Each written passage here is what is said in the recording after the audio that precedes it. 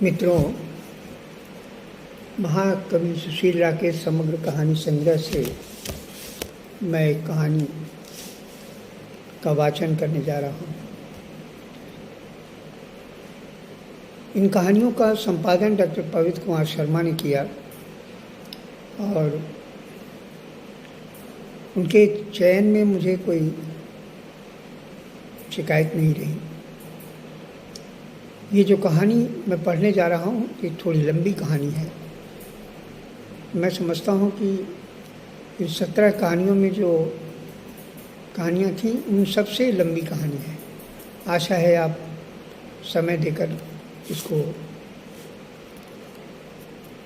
सुनेंगे, पढ़ेंगे। इस कहानी का शीर्षक है दो टूटने वाला। एक बेरोजगार युवक की अपनी पीड़ा की कहानी है। ऊंची नीची पहाड़ियों की उतरती चढ़ती सड़कों पर मेरी दृष्टि दौड़ रही है जैसे रेत का फलसफा हो। थोड़ी थोड़ी दूर पर छोटे छोटे लकड़ी और सीमेंट के घर सामने खिसके जा रहे हैं और मेरी सवारी से भरी टैक्सी जैसे किसी सड़क प्रतियोगिता में सम्मिलित है। भागम भाग मचाए हुए है। टैक्सी की आगे वाली सीट पर एक बच्चा गोद लिए एक महिला बैठी है। उसके अगल बगल दो व्यक्ति बैठे हुए बंगाली भाषा में आपस में बातचीत कर रहे हैं। ये तीनों शिलांग से आ रहे हैं। मैं पीछे की ओर बैठा हूँ और मेरे साथ 3 भद्र पुरुष विराजमान हैं। उनमें से एक धोती व खाकी रंग की कोट पहने शान भगा रहा है। बीच बीच में अपनी फुलझड़ी भी छोड़ता है और मेरे बाएं 2 तरुण युवक उम्र में मुझसे बड़े हैं बैठे हैं। वह दोनों सिगरेट का धुआं छोड़ते मौज में हैं। मेरे नाक में दोनों ओर से धुआं मुझे जन्नत की घुटन पुरस्कार में मिल रहा है। मैं बेचैनी में सोचता हूँ कि कम से कम 2 अगल बगल बैठे लोगों का ध्यान तो रखते, पर इन्हें क्या, ये तो अपने मौज में हैं। बीच में एक स्टेपनी है जिस पर एक औरत अपने लड़के के साथ स्थापित है और मेरी दाईं और यात्रियों का सामान लगा है। ये मेरी अटैची व झोला सबसे ऊपर है। टैक्सी ड्राइवर के साथ चलने वाला लड़का सामान के ऊपर बार बार उतरता बैठता है। मेरी अटैची गत्ते की है जिसके टूटने का डर अंदर ही अंदर खरोच रहा है। मैं तो 2-3 बार मना करता हूँ पर वो अपनी उछल कूद से बाज नहीं आता। बहुत तेज़ ब्रेक लगने से मुझे बड़ी जोर से धक्का लगता है। चौंक कर ड्राइवर की ओर देखता हूँ। वो अपने बगल में बैठे तीनों से उतरने के लिए कहता है। फिर मेरी तरफ मुखातिब होकर पूछता है, आप किधर उतरेगा साहब? मुझे कैलाश जाना है। ऐसी जगह उतारो जहाँ से आसानी से पहुँच सकूँ। आप इसी जगह उतर जाओ, वहाँ टैक्सी नहीं जा सकती, अभी दूर है। वह पूरब की ओर जाने वाले रास्ते की ओर संकेत करता है। यहीं से ऊपर की ओर चढ़ना है। पहली बार पहाड़ी क्षेत्र में आया था इसलिए पूर्णतः अपरिचित था। पहाड़ी क्षेत्र के लोगों के ताल लय भाषा कुछ अभिन्न तरह की होती है। टैक्सी से अटैची झोला उतारते ही कई लड़के लड़कियां व वृद्ध औरतें सब घेर लेते हैं। कहाँ चलना है साहब? सभी अपनी अपनी पहाड़ी भाषा में पूछते हैं। मैं उन्हें कोई जवाब नहीं देता। सब पर नज़र दौड़ाकर दूसरी तरफ देखने लगता हूँ तो सब तितर बितर हो जाते हैं। पूरब की चढ़ती सड़क पर दृष्टि डालता हूँ। तरंगित भाव मन में उत्पन्न हो जाता है। बहुत ऊंची चढ़ाई है। सूर्य चमकते हुए चोटियों पर ऊपर चढ़ते हुए गर्मी की जलालत को उड़ेल रहा है। धूप सर पर हथौड़ा की तरह प्रहार करती है। गर्मी के कारण सिर पर एक बोझ सा लगता है। सर के बाल बिखर गए हैं। कंघी निकाल कर ठीक करते हुए सोचता हूँ कि कोट उतार दूँ, पर ठंडी हवा के झोंकों ने शरीर को कंपा दिया। अजीब विरोधाभास मौसम में एक तरफ गर्मी, दूसरी तरफ ठंड का कपकाता झोंका। अटैची तथा बैग पर बराबर नज़र रखता हूँ, कहीं चील की तरह झपट्टा न मारकर साफ कर दे। एक औरत बार बार बैठे हुए मेरी तरफ नज़र गड़ाए हुई देख रही थी। मैली कुचैली घाघरे में लिपटी हुई प्रेम विह्वल मुद्रा में सप्राण हाथ समेटे बैठी थी। उसे इशारे से बुलाया, कैलाश चलोगी? वो तैयार हो गई और अटैची और बैग को शीघ्रता से उठाकर सर पर रख लिया और चल पड़ी। वो बहुत तेज़ चढ़ाई चढ़ने लगी। मैं पीछे पीछे चलने लगा, किंतु थोड़ी सी चढ़ाई के बाद मेरे पैर जवाब देने लगे। सोचता हूँ रुक जाऊँ, पर घाघरे वाली औरत के साथ साथ चलना था। पाँव को भारी बोझ की तरह उठाकर पटकते चलता हूँ। घाघरे वाली औरत जो तेज चल रही थी मेरी ओर मुड़कर देखती हुई तो सकचाते हुए मुस्कुराते पूछती है, बाबू आप बाहर का आदमी है? क्यों? ऐसे ही पूछा। वो बोली, हाँ इलाहाबाद से आया हूँ। ओ इलाहाबाद तो बहुत दूर है। वो बोली, हाँ। कब चला था? परसों। 3 दिन लग गए। नहीं, सिलीगुड़ी से मैं कल रात रुका था। टैक्सी नहीं मिला? नहीं, रात भी काफ़ी हो चुकी थी, मुझे रास्ता नहीं पता था। ओ आप नया था, नहीं तो रात में भी आ सकता था। कहते हुए मुझे बाबा बार बार मुड़कर देख भी रही थी। टैक्सी वाले ने क्या मांगा? 8 रुपये। 6 लगते हैं, आपसे 2 ज़्यादा ले लेगा। शहरी बाहरी समझकर। हाँ आप ठीक कहते हैं, बड़ा लूटता है, क्या किया जाए। ठीक है बाबू, यहाँ तो ऐसा है, भगवान के यहाँ इंसाफ हो सकेगा। घाघरे वाली औरत टूटी फूटी हिंदी में मुझसे बात करती हुई तेज़ी से चढ़ाई चढ़ती रहती है। मैं सड़क के दोनों तरफ सजी दुकानों को देखता हुआ उसी के साथ कदमताल करते हुए चलता हूँ। यहाँ की सुंदर सुसज्जित दुकानें मन को मोहती हैं। वो औरत बाईं और सड़क से मुड़ते उत्तर की पहाड़ी की ओर इशारा करती है। वो पहाड़ देखो बाबू, चमकता है चांदी की तरह। यहाँ कई दिनों से बर्फ़ गिर रही है। इस पहाड़ी का नाम क्या है? कंचनजंगा। मैं पहली बार देखता हूँ। कंचनजंगा सिक्किम नेपाल सीमा पर विश्व का दूसरा सर्वोच्च पर्वत शिखर है। इस पहाड़ को तिब्बती भाषा में कंचनजंगा कहते हैं, जिसका मतलब है महान हिमानियों का 5 अतिक्रमण। ये पर्वत 5 चोटियों से संबंधित है। श्वेत बर्फ से ढका यह पहाड़ रजत की तरह उज्ज्वल है। यहाँ की प्रकृति से मेरा पहला साक्षात्कार हुआ। एक श्वेतांगनी प्रकृति की सैया पर निद्रा में लीन लग रही थी। मैं भावविभोर मुद्रा में अभिभूत था। आपको पता हो सका कैलाश किधर है? घाघरे वाली की आवाज़ मुझसे चौंका। काफ़ी लंबी चढ़ाई को पार करते हुए एक बड़े फव्वारे से समीप खड़े अपने को पाता हूँ। वो चौराहा पर एक विस्तार से एक किनारे से दूसरे किनारे पर फैला हुआ है। इस पहाड़ी पर यही एक सपाट क्षेत्र है जो घूमने वालों के लिए स्वर्ग है। इसके दोनों किनारों पर सीमेंट के बेंच बने हुए हैं, जिस पर कई जोड़े बैठे हुए अपने प्रेमालाप में व्यस्त हैं। यह यहाँ का माल रोड है, बहुत खूबसूरत बनाया गया है। यहाँ से कंचनजंगा का भूत दर्शन होता है। मैं और घाघरे वाली औरत चौराहे के बीचों बीच खड़े हैं। नहीं, मैंने जवाब दिया। तभी पूर्व की ओर से 2 घोड़े लिए एक युवती तेजी से करीब से निकल गई। पूछ सका? घाघरे वाली ने पूछा। मैं सामने से आते हुए एक सज्जन से पूछता हूँ। वो घाघरे वाली औरत को कैलाश का रास्ता बता देते हैं। उसी रास्ते पर वो औरत चलने लगती है। कुछ ही दूर चलने के पर पहाड़ का ढलान आरंभ हो जाता है, जो कैलाश होते हुए बहुत दूर तक नीचे की ओर चला जाता है। यहाँ से कंचनजंगा का विस्तार बहुत लंबा दिखाई देता है। बहुत ही लुभावना दृश्य। मन करता है कुछ देर तक रुक कर देख लूं, पर घाघरे वाले के चलते तेज कदम मुझे और तेज कर देते हैं। पैर काफ़ी थक चुके हैं और भूख भी जोर से मार रही है। बड़ा ही उचाट संघर्ष। अंत में इस उतरते हुए ढलान पर कैलाश में शरण मिली। पहाड़ों पर बसे दार्जिलिंग के खूबसूरत परिदृश्य में सुंदरता का चादर ओढ़े इस प्रकृति में सभ्य समाज जैसे आवरण पहाड़ी लोगों के विश्वास में उत्सुकता को मन खिल उठा। एक तरफ खिलखिलाहट थी, दूसरी तरफ भयंकर प्रतिरोध। इतनी लंबी दूरी तय करके इसलिए आना कि कोई नौकरी आंशिक या पूर्णकालिक मिल जाए तो 2 जून की रोटी का इंतजाम हो जाएगा। इलाहाबाद के जीवन संघर्ष में मैं बिल्कुल टूट चुका था। परिवार की कटुता व मित्रों के व्यवहार में धोखा मिला था। कैलाश में आने का मुख्य कारण यही था कि डॉक्टर साहब के माध्यम से यहाँ कुछ न कुछ नौकरी का जुगाड़ हो जाएगा। डॉक्टर साहब यहाँ पर एक विद्यालय के प्रधानाचार्य हैं। उनसे पत्र द्वारा अपने कष्टों का जिक्र किया तो उन्होंने मुझे कैलाश चले आने का आमंत्रण दे दिया था। यहाँ पर आने के बाद मेरे अंदर की जहरीली कटुता की मनोमयता समाप्त सी हो गई थी। एक काल्पनिक पहाड़ियों की मृदुता सुरम्यता मुझ में भर चुकी थी। कल्पना की बड़ी ऊंची उड़ानों के बीच मैं अपने अंतर्मन में पुलक का अनुभव करने लगा था। डॉक्टर साहब बहुत ही सहज और सरल हैं। ये उनके अंदर पौराणिकता की व्यापकता भी है और आधुनिकता की सहजता भी। इनका मकान काफ़ी बड़ा है, किंतु वह अकेले ही रहते हैं। इनका ख्याल रखने के लिए दीदी हैं जो बंगाली भाषाभाषी हैं। वो अपने कुल के साथ दूसरे मकान में रहती हैं, पर उनका डॉक्टर साहब के यहाँ आना जाना बहुत है। वो खिलती भी हैं, मुस्कुराती भी हैं और निरंतर सहज सेवा में संलग्न रहती हैं। एक नौकर लांबा भी है जो दिन में खाना आदि तैयार करता है। उससे मेरी बहुत पटरी खाती है। वह नेपाली है और अपनी टूटी फूटी हिंदी में मुझसे खूब बातें भी फुर्सत के समय करता है। वह बचपन से घर के से भागकर दार्जिलिंग चला आया, तब से घरेलू नौकर के रूप में यहीं रहने लगा। वह डॉक्टर साहब के यहाँ काफ़ी दिनों से खाना बनाने और घर की सफाई करने में नियुक्त है। लांबा एक दिन नहीं आया। उस दिन डॉक्टर साहब का अवकाश था, घर पर ही थे। दोपहर की खाने के लिए रसोई में आए और स्टोव पर कुकर दाल चढ़ा दिया।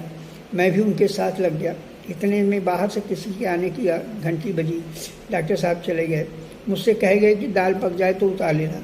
डॉक्टर साहब के घर में उस ज़माने में खाना बनाने के सभी आधुनिक उपकरण थे, जिसे मैंने पहली बार देखा था। कुकर में दाल कैसे पकती है मैं नहीं जानता था। डॉक्टर साहब के कुछ मित्रगण आ गए तो वो उनसे बातें करने व्यस्त हो गए। मैं दाल के पकने का इंतज़ार करता रहा। कुछ समय के बाद दाल को देखने के लिए कुकर का ढक्कन खोल दिया। समूची दाल भाप के साथ उड़कर कुछ छत में चिपक गई, कुछ रसोई में बुरी तरह फैल गई। मैं बहुत घबरा गया। मेरा चेहरा जलने से बच गया। बहुत बड़ी आफत से बचना था। कुकर में एक भी दाल का कण नहीं बचा। मुझे अपनी नादानी पर बहुत रोना आया। धीरे धीरे रसोई की सफाई में जुट गया। इस समय मेरी बहुत बुरी हालत थी। डॉक्टर साहब के नाराज़ होने का भी डर बहुत था। मरता क्या न करता। उसी समय लांबा ना जाने कहाँ से आ गया। रसोई की हालत मुझे देखकर बहुत आश्चर्यचकित हो गया। फिर बोला, घबराइए नहीं, मैं अभी सब साफ कर देता हूँ। लांबा की कड़ी मशक्क़त के बाद रसोई साफ़ हो गई और दाल भी पक गई। डॉक्टर साहब को इस घटना के बारे में कुछ भी नहीं पता चला। इस घटना से लांबा और मेरी भी सहजता बढ़ गई। वह इस घटना पर बातें करते खूब हंसता था और मेरी बेवकूफ़ी की बहुत तारीफ करता था। लांबा बहुत खूबसूरत, गोरा चिट्टा, लंबे छरहरे बदन का युवक बड़ा हंसमुख था। बातें करने का उसका तरीका बहुत अदबी और मिलनसार खिलंदड़ है। उसके मन की स्वाभाविक गति से मैं बड़ा प्रभावित हुआ। डॉक्टर साहब भी लांबा के सरल सहज व्यक्तित्व से सदैव खुश रहते हैं, यानी वह नौकर कम मित्र ज़्यादा लगता है। रोज़ की तरह आज उठने में देर हो गई। घड़ी ने 7 बजा दी है और सूरज बादलों में छिपा छिपा मेरे पलंग के ऊपर लगी खिड़की में झांक रहा था। सीधे रसोई की ओर गया और जल्दी से स्टोव चलाकर कटली में पानी रख दिया। डॉक्टर साहब के बाथरूम से लौटने तक चाय तैयार हो गई। डॉक्टर साहब सुबह सुबह दूध ही पीते थे, किंतु आज दूध न होने की वजह से वह चाय पीने बैठ गए। मैं भी वाशरूम से लौटकर उन्हीं के पास मेज़ से टेक लगाकर चाय पीने लगा। आज पारिवारिक परिस्थितियों पर डॉक्टर साहब से काफ़ी बातचीत हुई।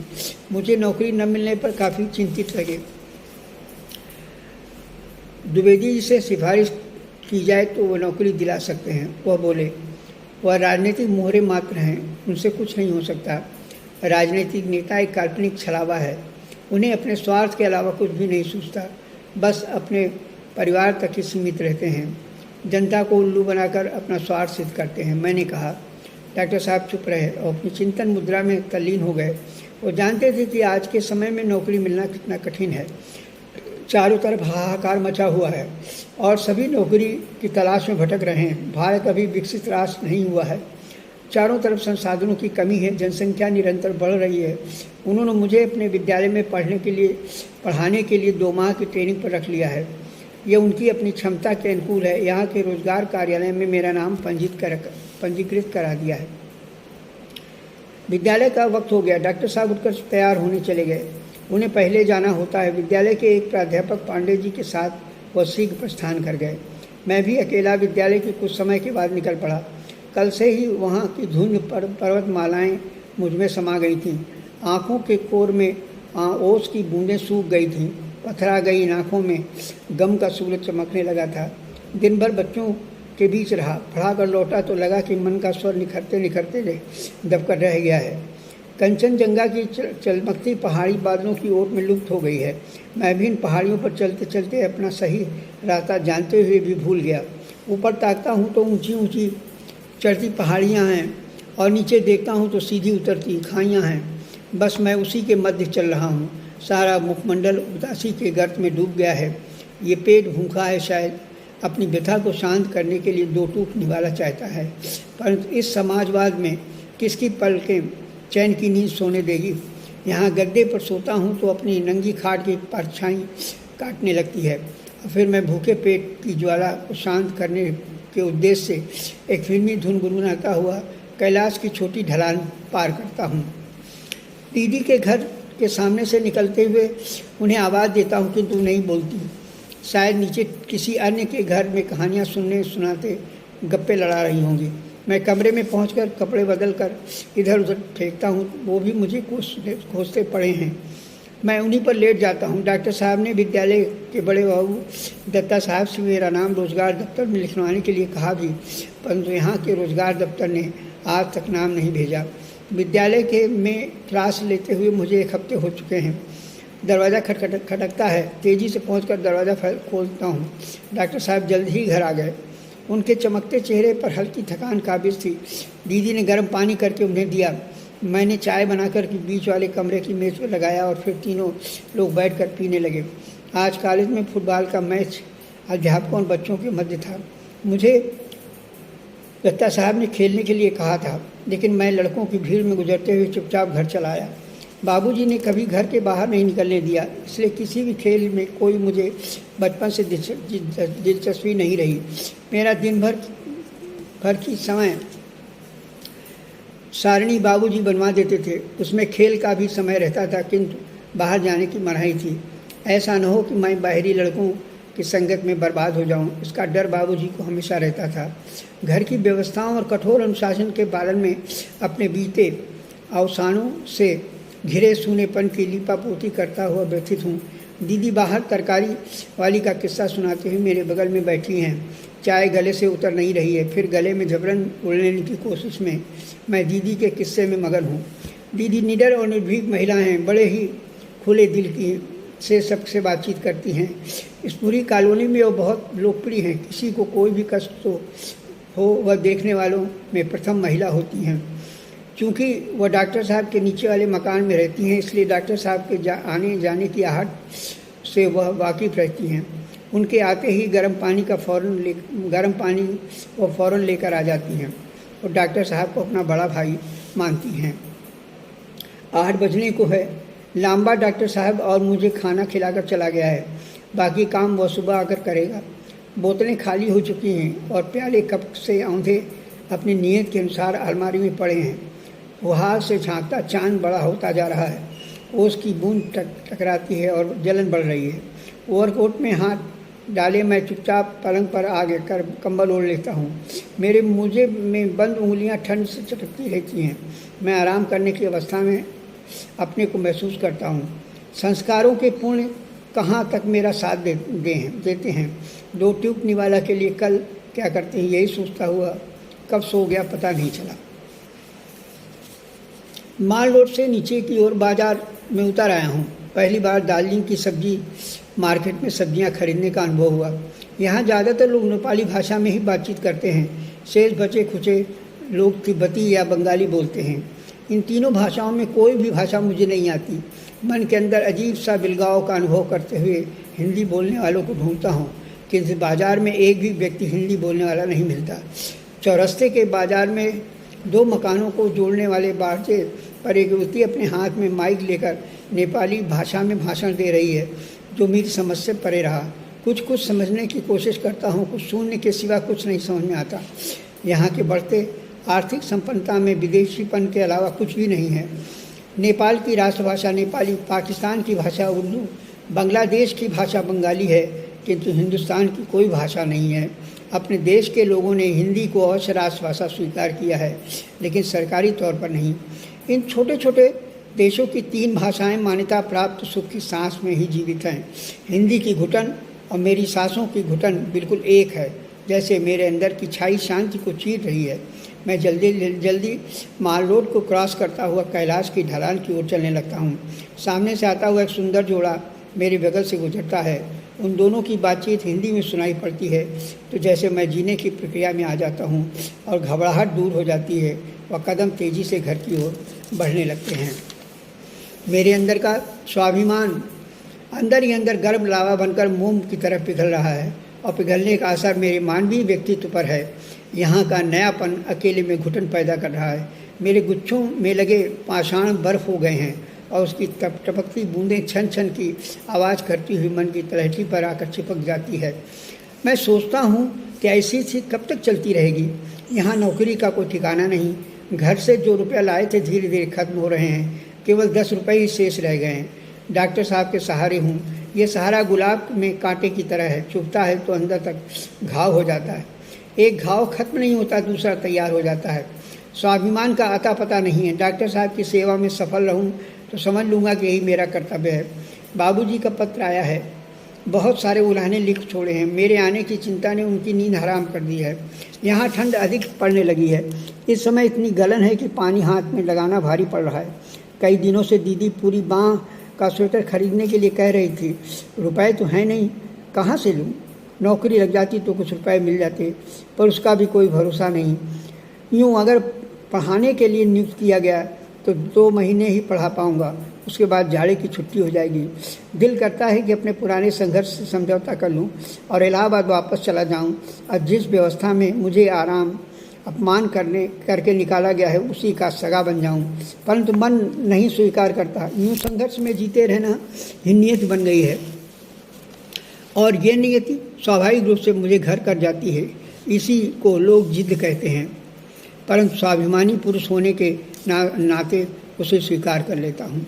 कई दिनों से डॉक्टर साहब की तबीयत खराब है। आज भी उन्हें 2 सुइयाँ लगाई गईं। शाम की डाक से रोजगार दफ्तर द्वारा भेजा गया एक लिफाफा प्राप्त हुआ। डॉक्टर साहब ने लेटे लेटे ही लिफाफा खोला तो पता चला कि जो विद्यालय की खाली पोस्ट के लिए हिंदी पढ़ाने के लिए नाम मांगा गया था वह कलकत्ता रोजगार दफ्तर को लिख दिया गया है। उनके कार्यकाल की नामावली में उनके पास कोई ऐसा नाम नहीं है जो हिंदी से स्नातक हो। डॉक्टर साहब इस पत्र से बहुत दुखी हुए।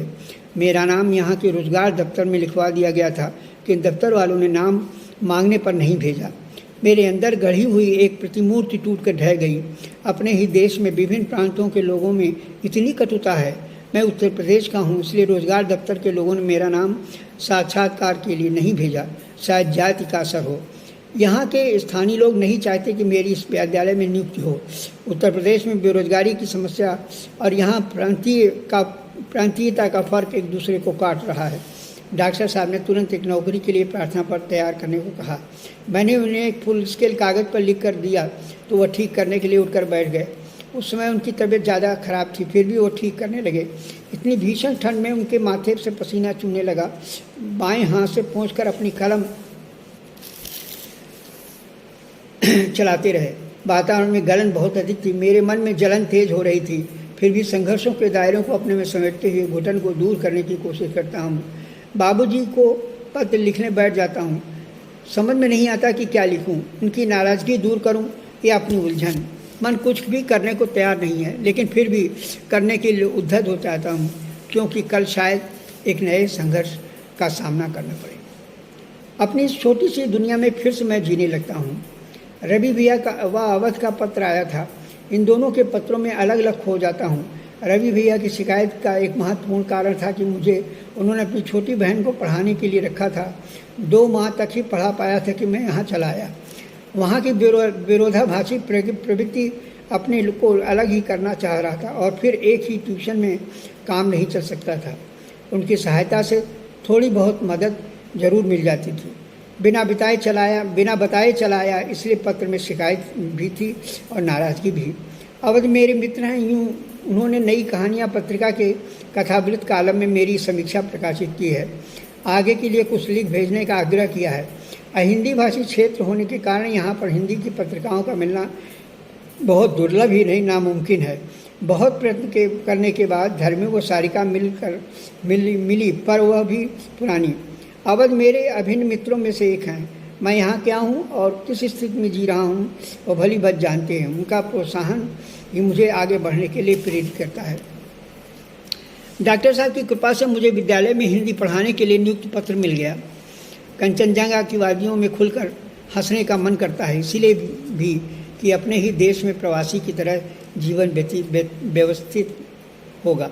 एक बैसाखी का सहारा मिल गया। कब पैर जमीन पर मजबूत खड़ा होगा कहा नहीं जा सकता। वैसे समय सभी का बलवान होता है, परंतु मेरे भविष्य के अंतराल में कलह योग अभी जारी है। हाँ, इतना अवश्य है कि मेरे जीवन को नयापन देने का श्रेय डॉक्टर साहब को ही जाता है, जो मेरे लिए मानव हैं। इन 13 दिनों की यात्रा में इतना बड़ा परिवर्तन आ जाएगा मैं कल्पना नहीं की थी। एक चोट खाए आदमी में कितना परिवर्तन आ सकता है, मैं इस समय अनुभव कर रहा हूँ। आदमी सिर्फ रोटी के लिए जीता है और मैं भी अपनी सारी महत्वाकांक्षाओं को दबाकर रोटी के लिए कमाना चाहता हूँ। यहाँ आकर पिता की विसंगतियों व माँ के स्नेह से बहुत दूर हो गया हूँ। डॉक्टर साहब के विद्यालय में मुझे 2 महीने के लिए नियुक्ति पत्र दिया गया है, फिर ठंड का अवकाश होगा। इस समय मेरी जेब में मात्र 6 रुपये बचे हैं। अभी 10 दिन काम चलाना है। वैसे खाने पीने रहने की व्यवस्था डॉक्टर साहब के सहारे ही है। सहारा पिता से बढ़कर स्नेह माँ से कम नहीं है। जी रहा हूँ व्यवस्था को ख़त्म करने के लिए, मात्र आगे बढ़ते रहने के लिए, रुकने के लिए नहीं। मेरी मानसिकता में बहुत परिवर्तन आया। इतने कम समय में इतनी शीघ्रता से भरपूर सहयोग से मन में कुछ समय के लिए सुकून मिला। सारा परिप्रेक्ष्य एकदम से बदल गया। मन तो वास्तविक रूप में बहुत दिनों बाद आराम करना चाहता है। न जाने कौन सा रसायन पूरे शरीर को आह्लादित करने लगा है, जो तुच्छ कारण मन को व्यथित किए है। वह अब रसापान में मगन है। दूसरे दिन सुबह से ही मेज पर आकर वह क्लास वर्क टेबल बनाने में लग गया। लगभग 2 घंटे के उपरांत ही टेबल तैयार कर लिया। इस टेबल से क्लास बच्चों को पढ़ाने में काफ़ी सुविधा हो जाती है। जिस कमरे में बैठा हूँ उस कमरे में कंचनजंगा की पहाड़ियाँ बहुत मनोरम लगती हैं। पूरे कमरे की दीवार पर पारदर्शी शीशा लगा हुआ है, जिसके कारण उक्त पहाड़ी दिखाई पड़ती है। कुछ देर तक इधर उधर ताकते हुए फिर अपनी स्वाभाविक अवस्था में आ जाता हूँ। आज मौसम बहुत खुशनुमा है। थोड़ा मन घूमने को हुआ और लगा कि क्यों ना माल रोड का अवलोकन किया जाए।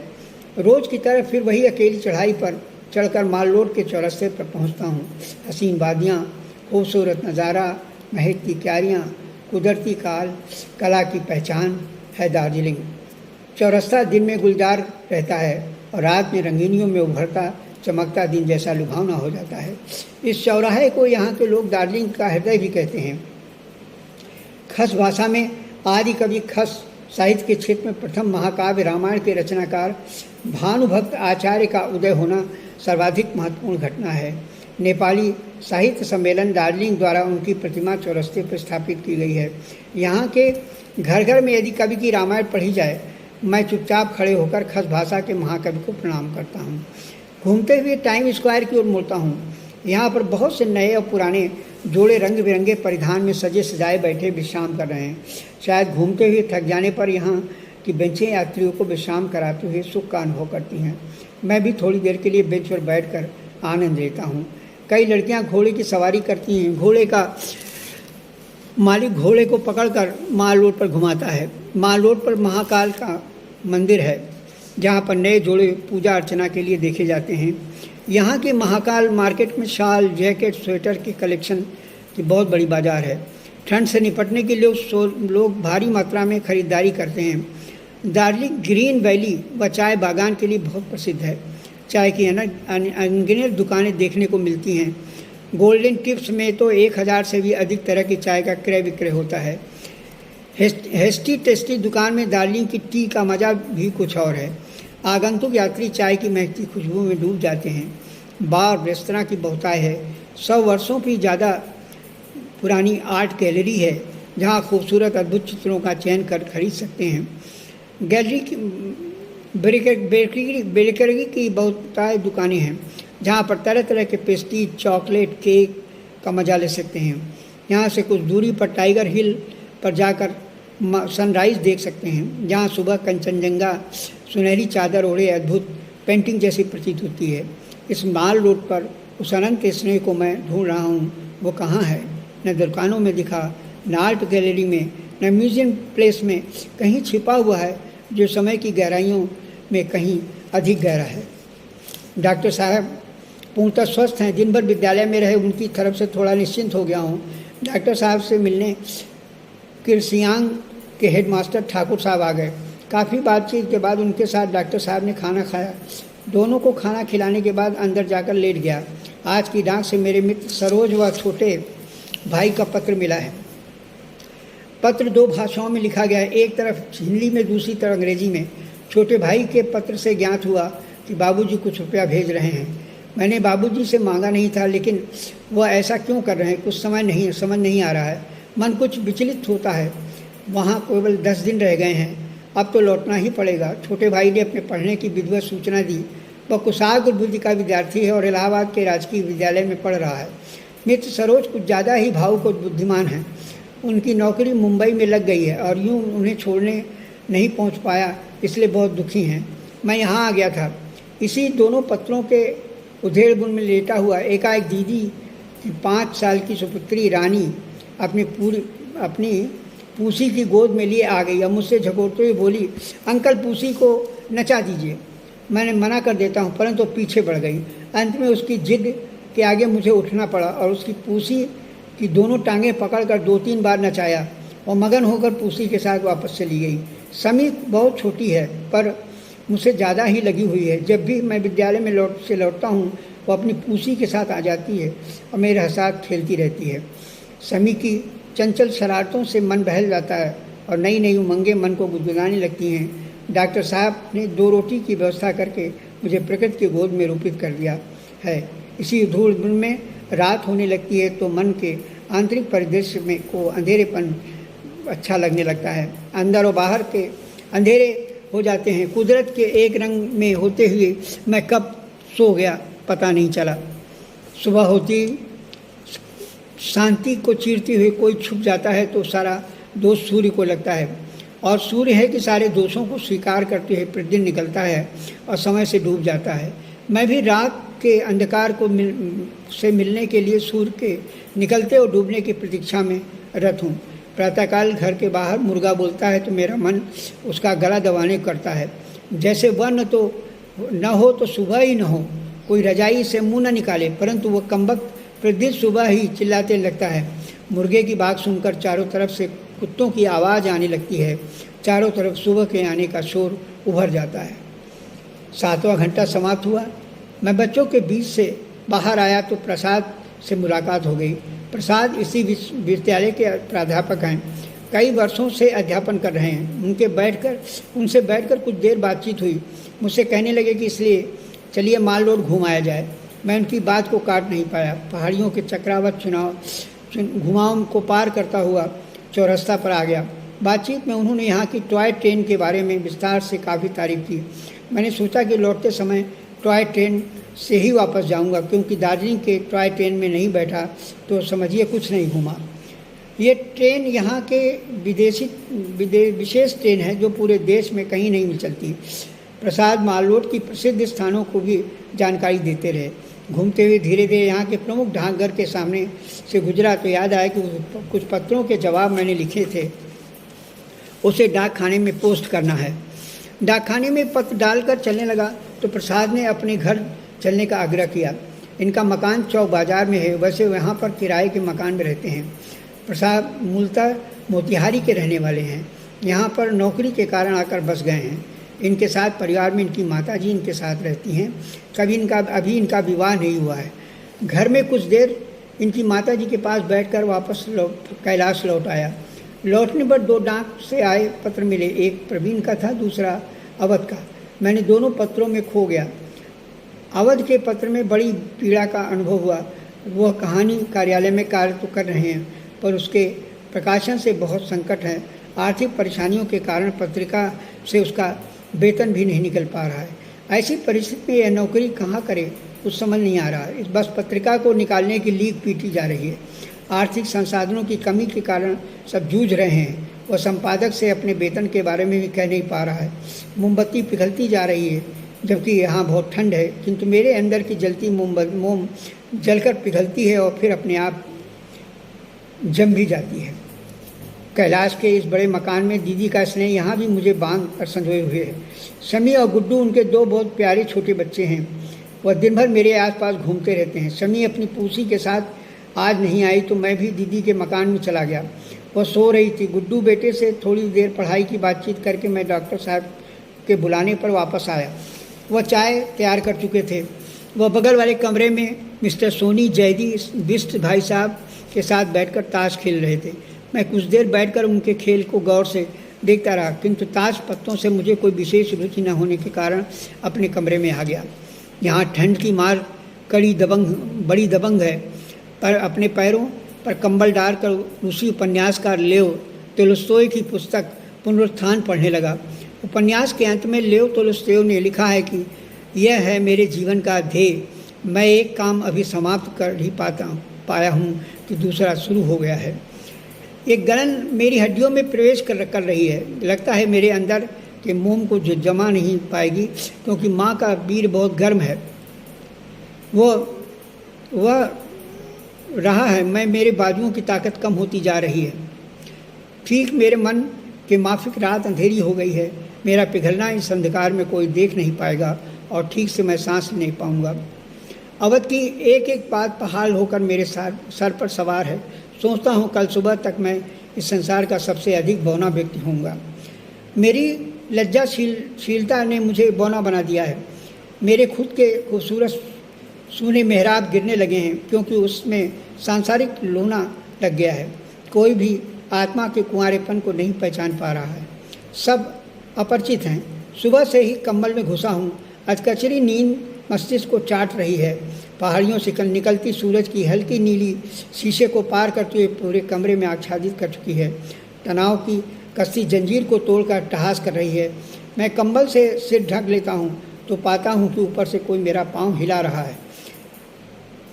कहीं हवा तो नहीं है, लेकिन नहीं, आंखें दीदी को पहचान लेती हैं। उठो भैया, सलाम। उनके सलाम पर मैं नमस्ते कहता हूँ और सफ़ेद लवादा पहनकर एक सुबही अभियान में खो जाता हूँ। सुबह ही प्रसाद विद्यालय जाने के लिए घर आ गए। मेरी नैतिक मान्यताएं कंटेपरी होकर ताकती हैं और अवसरवादी प्रवृत्ति ने प्रसाद का हाल चाल पूछकर मौन धारण कर लिया। विद्यालय में पहाड़ी के नीचे आता धुआं आँखों को कड़वा करने लगता है तो पलकें फड़फड़ा कर बंद हो जाती हैं। आँखें दुविधा का हिसाब चुकता कर प्रसाद की ओर ताकती हैं, जो उसकी मौनता में अपने को साझीदार बनाए ताक रही है। स्टाफ के कई लोग आपकी कहानियाँ पढ़ना चाहते हैं। कहानी तो इस समय मेरे पास कोई है नहीं। मैं सपाट उत्तर देता हूँ। कुछ तो बताइए जिससे कहानीकार होने का विश्वास सब में जग गए। प्रसाद ने कनखियों से अपने स्टाफ की ओर ताक कर कहा, यहाँ के स्टाफ से मुझे संतोष नहीं है। वो अपने बारे में न सोचकर दूसरे की आलोचना ज़्यादा समय व्यतीत करते हैं। अगर एक दूसरे से बात करो तो सब में यही गुण पाया जाता है कि सब एक दूसरे की कमियां निकालने में बखिया उधेड़ना भूले नहीं हैं। मैं सोचता हूँ एक अध्यापक का जीवन सादा होने के साथ कुछ विद्यालय में शारीरिक सेवा का कार्य करना चाहिए, परंतु यह संभव नहीं है। मुझ में इतनी हिम्मत नहीं कि यहाँ के स्टाफ को प्रेरित कर सकूँ। विश्वास के नाम पर मैं कांप जाता हूँ। ठंडी हवा मुर्दे जैसे बदन की झकझोर देती है। फिर भी प्रसाद की बात सुनकर चुपचाप कहानी दिखाने की स्वीकृति दे देता हूँ। अपनी पहचान के लिए दस्तावेजों को प्रस्तुत करना चाहिए। लगता है मेरी दीवार में चूना लग गया है। किसी को विश्वास दिला सकें ये कह नहीं सकता। घंटा बज गया और मैं प्रसाद के साथ प्रेयर में जाने लगता हूँ। शाम को घर लौटा तो विगत तनाव प्रवाह में बहने लगा। डर लंबे दिनों की तरह लंबा हो गया और मैं शायद 2 फीट का ही रह गया हूँ। अपने को कमरे में बंद पाया तो सफ़ेद बादल पहाड़ियों पर बैठकर राग मल्हार द्वारा ठंडी हवाएं चला रहे थे। गलन बढ़ गई थी। निर्जीव की तरह चेहरा सफ़ेद पड़ गया है। शीशा मुझे देखकर मेरी व्यवस्था पर हंसने लगा। मुझे इस समय उसका हंसना अच्छा नहीं लगा। शायद मैं बौना हूँ इसलिए हंस रहा है। ठीक है, जब तक विवश हूँ सब हंस लें, परंतु समय पर मैं भी सबके काम आऊँगा। मैं त्याग हूँ, चाहे मुझे औंधा फोड़ा ही क्यों न हो। मैं उससे भी पाल कर बड़ा करूँगा। उसके लिए दर्द को अपना दर्द समझूंगा, चाहे मेरी हिम्मत सिमट कर राई हो जाए। मेरे पास मात्र 45 पैसे बचे हैं। बाबूजी का मनी आर्डर आएगा तो कागज़ खरीद कर कुछ कहानियाँ या कविताएँ लिखना है। लोग पढ़ने के लिए मांग रहे हैं। आज नया धर्मिक बाजार में आ गया है।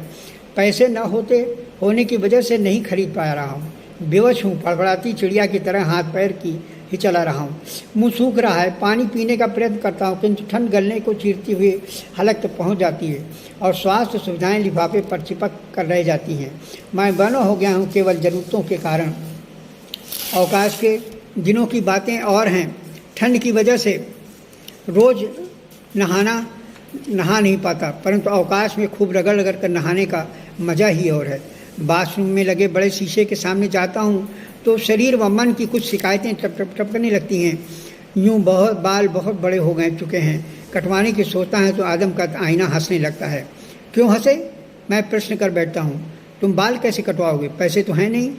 जेब टटोलता हूँ तो बचे 45 पैसे बोलने लगते हैं। आओ न देखा ताओ, मेरा हाथ तेजी से रखी कैंची पर जाता है और पीछे के बड़े बाल को काट देता है। प्रथम बार का यह प्रयास मुझे सार्थक लगता है और कुछ संतोष भी। पीछे के बाल कुछ टेढ़े मेढ़े होकर इधर उधर भागने लगे हैं। इतने में दीदी आ जाती हैं। वह कटे बालों को टेढ़े मेढ़े देखकर हंसती हैं, फिर स्वयं मुझसे कैंची लेकर एक सीध में काट कर बालों को नियंत्रित कर देती हैं। सोमवार का दिन एक नए सप्ताह की शुरुआत का दिन है। बड़ा गहमा गहमी से आरंभ हुआ दिन।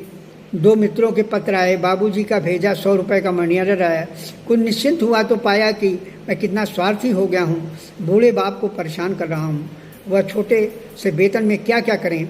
6 प्राणियों का खर्चा, सबकी आवश्यकताएं, बस सब अपने जीवन को लेकर जूझ रहे हैं। मन कुछ खट्टे मीठे स्वादों में अटपटापन महसूस करने लगा।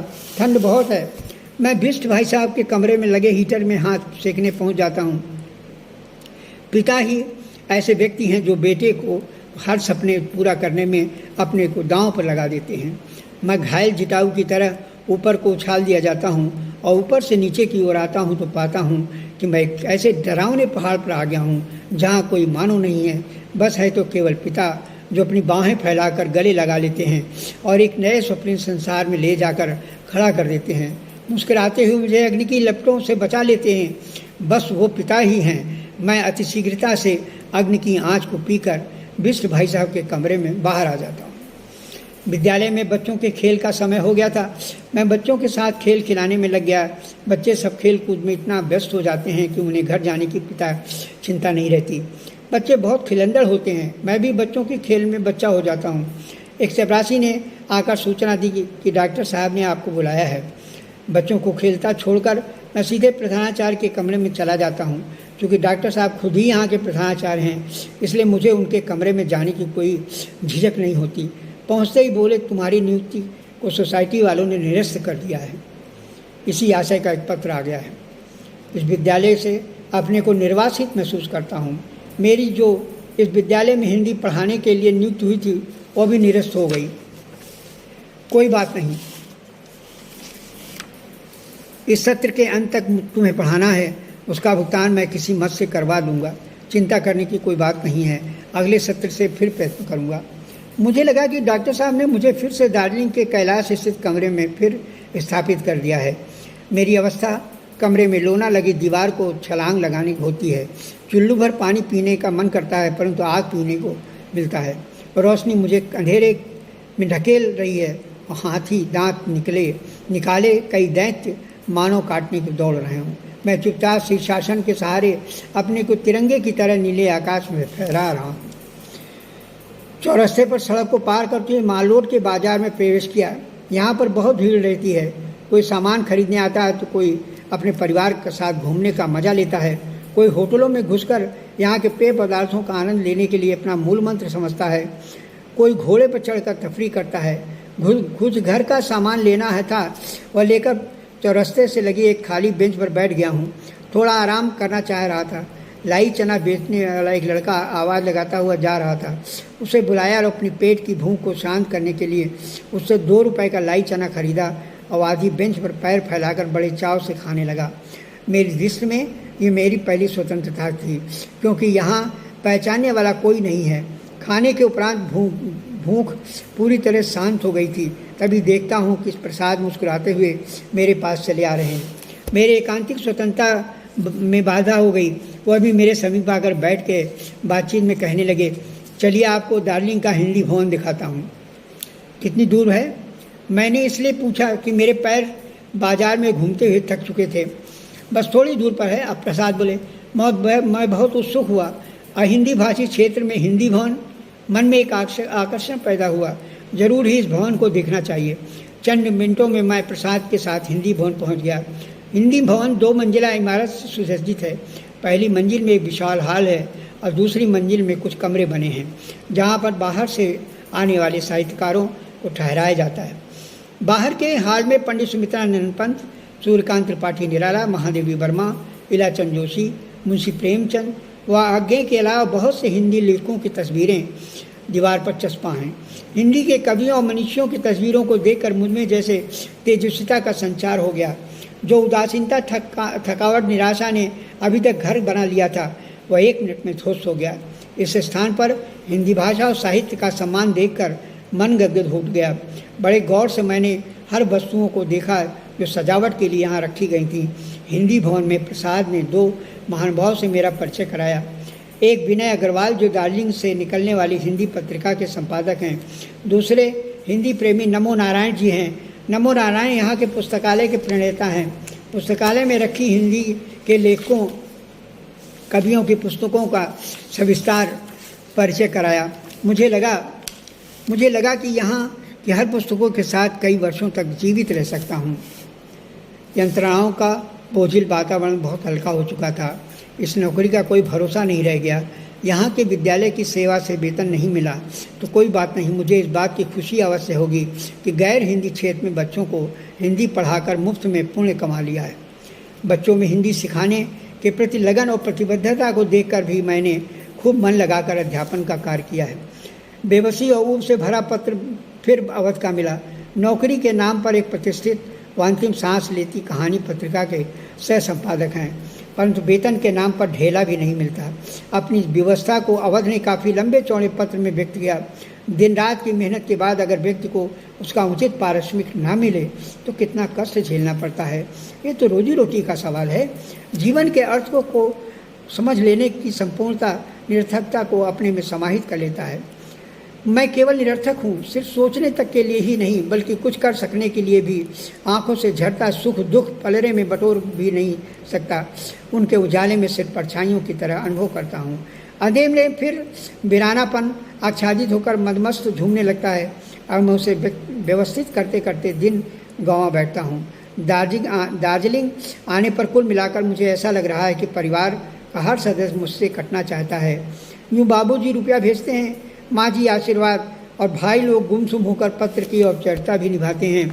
मित्रगण इतनी दूर हो जाने पर सांत्वना के पत्र लिखते हैं, नौकरी पाने की बधाई देते हैं। अभी तो नौकरी का कोई अता पता ही नहीं, फिर कैसी नौकरी। मन को सांत्वना देना मात्र है। इसी आशा में जीवित हूँ, इसलिए मुझे अपनी टूटी हुई मान्यताओं को जोड़कर जीवंतता प्रदान की। 3 तारीख को दीदी शम्मी गुड्डू और जयदी साहब अपने पैतृक आवास जमशेदपुर चले गए। समूचा घर खाली खाली सा हो गया, ठीक मेरी तरह। चारपाई लगी है, मेज पर गेंदे के फूल गुलदस्ते में लगा है, चारों तरफ बत्तियां जल रही हैं। सभी कुछ है, केवल है तो एक वस्तु नहीं जिसे मन चाहता है, लेकिन मन किसे चाहता है इसे मैं भी नहीं जानता। विद्यालय में बच्चों की पढ़ाई का अंतिम दिन बीत गया। कल से वार्षिक परीक्षा होने वाली है। चुपचाप कंबल ओढ़े पढ़ रहा हूँ। पूरी की पूरी शाम मेरे लिए व्याकुल है और मैं हूँ कि आहट को उपजने नहीं दे रहा हूँ। केवल कलम के चेहरों को खींचती हुई रात के अंधेरे में छटपटाती है। बाहर से शांति को चीरती हुई कुत्तों के भौंकने की आवाज़ सुनाई देती है। सुनसान पहाड़ी रास्ते आहट को उपस्थित देखकर भविष्य के प्रत्यावर्तन में लीन हैं और मैं हूँ कि अपने भविष्य को ही कल्पना की मशीन से सिलने के लिए प्रयत्नशील हूँ। वे बेचारे रास्ते हर प्राणी के लिए चिंतित हैं, लेकिन मेरा अहम केवल अपने भविष्य के लिए चिंतित है। चुपचाप अंधेरा शब्द ब शब्द मेरे अगल बगल के कमरों से निकलता हुआ मुझे नया नाम दे रहा है। मेरे प्यासे कमरे में नहीं घुसता, क्योंकि यहाँ 2 बिजली लट्टू पीली रोशनी में फेंक रहे हैं। उस रोशनी का पीलापन मेरी शिराओं धमनियों में रिश्ता चला जा रहा है। शामिल है तो केवल अलग हटकर एक ईश्वरी शक्ति। आखिरकार दुनिया के तमाम भटकाए के बाद भी मैं ईश्वर की शक्ति यानी समय की ताकत को मानता हूँ। मुझे विनय जी ने हिमाचल हिंदी भवन का स्थायी सदस्य बना दिया है। समय समय पर वहाँ के पुस्तकालय से हिंदी साहित्य की पुस्तकें लेकर पढ़ सकता हूँ। इस पुस्तकालय में हिंदी के प्रतिष्ठित लेखकों की प्रसिद्ध पुस्तकें उपलब्ध हैं। यहाँ के युवा साहित्यकारों में हिंदी के प्रति अधिक लगाव है। हिंदी भवन में पाक्षिक काव्य गोष्ठियाँ, कथा वाचन तथा किसी न किसी लेखक की पुस्तकों पर गोष्ठी होती है। इन गोष्ठियों का संयोजन संचालन ज़्यादातर विनय जी ही किया करते हैं। वह हिंदी साहित्य के समर्पित युवा लेखक हैं। गोष्ठियों में वह किसी प्रतिष्ठित लेखकों की अध्यक्षता के लिए बुलाते हैं। आमंत्रण में नेपाली और तिब्बती युवा रचनाकारों को भी बुलाते हैं और उनके मध्य हिंदी के साहित्यकारों की वैचारिक चर्चा होती है। विनय जी के बातचीत करने का ढंग और उनकी वैचारिक मुझे बहुत अच्छी लगती है। वह सहज कर्मठ व्यक्ति के धनी युवा संपादक हैं। उनके पिता से यहाँ की कोर्ट के प्रतिष्ठित बुजुर्ग अधिवक्ता हैं तथा बृहद चाय बागान के मालिक हैं। विनय जी को अपने पिता हटकर कार्य करने की लगन ने ही उन्हें हिंदी में खींच लाई और अपनी ओर से हिंदी पत्रिका का संपादन भी करते हैं। उनकी अंतर्भावना में हिंदी के प्रति अगाध श्रद्धा है। मन से बहुत प्रभावित रहा कि हिंदी के लिए जी जान से लगे हुए हैं। उनका अस्तित्व ही हिंदी है। सुबह से ही लगने लगा कि मेरे मुहरबंद भाग्य में नासूर हो गया है। मवाद सुराग करती हुई निकल रही है और इस महक को महसूस करके लोग मुझसे दूर होते जा रहे हैं। मैं नासूर को ठीक करने के लिए तड़प रहा हूँ। इलाहाबाद लौट जाने के लिए केवल 5 दिन शेष रह गए हैं। रोज़ रात स्वप्न में माँ का सिसकता चेहरा, भाइयों में तकरार, बाबूजी का शोर मचाना कानों में पर्दों को फाड़ रहा है। भले ही मवाद की बदबू जी में उबकाई भर रही है, उस नासूर को ठीक करने का निर्णय वर्तमान की लड़खड़ाई व्यवस्था भी नहीं कर पा रही है। आज विद्यालय में बच्चों का परीक्षा का फल सुना दिया गया। मैं कार्यालय में टीचर डायरी और उपस्थिति पंजिका जमा करने गया तो राय बाबू बोले, आज आपकी विदाई हो गई। मैं मुस्कुराते हुए कार्यालय में बाहर निकल आया। कितना व्यंग था इसमें। सभी मेरी नियुक्ति पर मुझे ही चिढ़ा रहे थे। सोसाइटी से अप्रूवल न होने के कारण इन 2 माह में किए गए अध्यापन का कोई भुगतान नहीं मिलने वाला है। मैं पहले जहाँ खड़ा था वहीं फिर आगे खड़ा हो गया। शाम हो चुकी थी।